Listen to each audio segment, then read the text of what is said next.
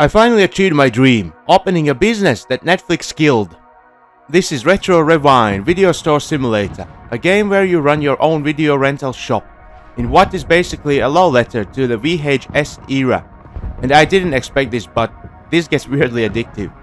You start with almost nothing, small shop, limited movies, barely any money, and your job is simple: stock movies, rent them out, keep customers happy, don't go broke. That's the whole loop. At first it feels slow.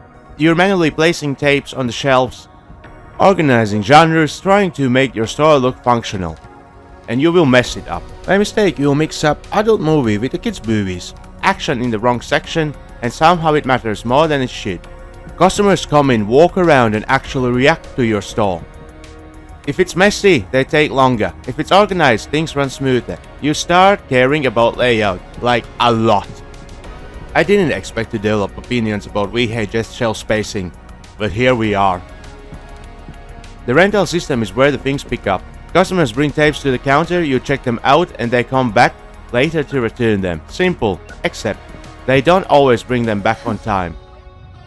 Now you got late fees, missing tapes, and that one customer who just disappeared with your best movie. And suddenly, this calm simulator turns into inventory management plus mild frustration. On top of that, they bring sometimes broken tapes, so you're forced to throw them out in a bin, so money is lost. They can get frustrated if you're trying to apply the charge and storm out from your store, but on their way out, they will make sure to make a mess. You're constantly balancing money, buying new movies, expanding your store, upgrading shelves. You can't just buy everything. You have to choose what's worth stocking. And the catalog is actually fun. It's full of parody-style films and clearly reference the real genres and classics. So you end up building your store based on what you think will rent well. Once store gets busy, everything speeds up. Customers lining up, returns stacking, shelves getting empty. You're juggling everything at once. Hey. It goes from relaxing to slightly stressful, in a good way. You really feel like you're on the job, and you need to make sure everything is running smoothly. As you progress, you expand. Bigger store, more inventory, more customers, and it actually feels like a grill. You remember how small it started, and how you got a full operation running. At some point, I stopped playing a game. I started running a business. I don't know when that happened.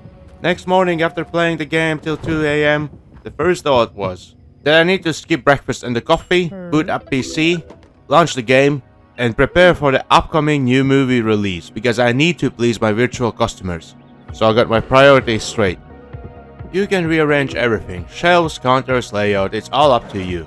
And this is where people will either optimize everything perfectly or create complete chaos. There is no in between.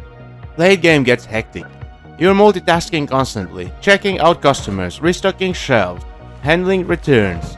And if you fall behind, it snowballs fast. Because your employees sometimes need a bathroom break, and not only that, they can fall asleep meanwhile they are serving a customer by the counter.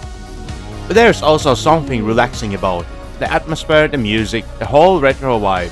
It captures the feeling of an old video store really well.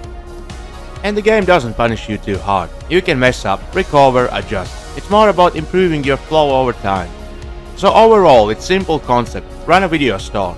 But it works because of the management loop, steady progression, and the way small tasks start to matter more over time. It's not flashy, it's not fast-paced all the time, but it's kind of a game where you sit down for a few minutes and suddenly it's been 2 hours.